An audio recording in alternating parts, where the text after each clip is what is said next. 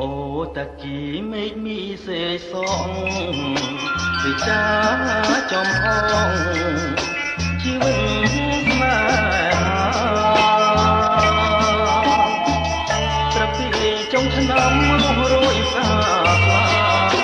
ទុកបានរងតាប្រភ្នូអាសំលេងគេច្រៀងចម្រៀងកំសត់ខ្ញុំច្រៀងរឿងប្រត់សាម